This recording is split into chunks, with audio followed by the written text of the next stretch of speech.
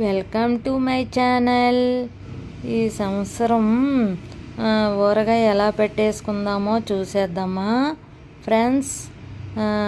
ఒక 12 కాయలు మనం కలెక్టర్కాయలు పెద్దవి తీసుకోవాలి. వాటినేమో వాటర్తో బాగా క్లీన్ చేసుకోవాలి.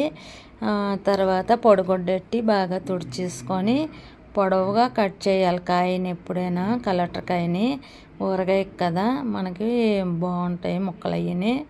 అలాగే 4 ముక్కలు కట్ చేసి అందులోనేమో జీముడు తీసి పొడగొడ్డెట్టి తుడిసేసి మళ్ళీ ఒక ముక్కనేమో చిన్న ఊరగాయ ముక్కల్లాగా 3 ముక్కలు అయితే 3, 4 ముక్కలు అయితే 4 కట్ చేసుకొని ఆ ముక్కలన్నీ ఒక పళ్ళెంలో ఉంచుకొని తర్వాత ఈ సంవత్సరం మనం ఏ డబ్బాలో ఊరగాయ పెడదాం అనుకుంటున్నామో ఆ డబ్బా తీసుకొని అందులో ముందుగా ఒక 4 కేజీలు బెల్లం వేసుకొని 4 లీటర్లేమో నువ్వుల నూనె వేయాలి. నువ్వుల నూనె అయితే బాగుంటుంది ఊరగాయకి. ఎప్పుడైనా పచ్చళ్ళకైనా ఊరగాయకైనా నువ్వుల నూనె అయితే బాగుంటుంది.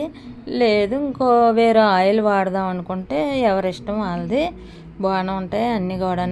కానీ బెస్ట్ అయితే నువ్వుల నూనె బాగుంటుందని నేను చెప్తున్నాను. అలాగే దాంట్లోనేమొచ్చి 3 మ్యాంగో 4 కేజీలు కారం పొడి వేయాలి. తర్వాత ఏమొచ్చి 4 కేజీలు ఆవాల పొడి వేయాలి.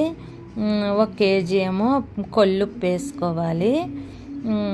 తర్వాత ఏమో కొద్దిగా మెంతులు, పావుకి కొద్దిగా తక్కువ మెంతులు వేసుకోవాలి. ఒక 25 ఏమొచ్చి వెల్లుల్లిపాయలు గుడ్లు వలిసేసి పొట్టు తీసేసి ఆ వెల్లుల్లిపాయలు వేసుకోవాలి.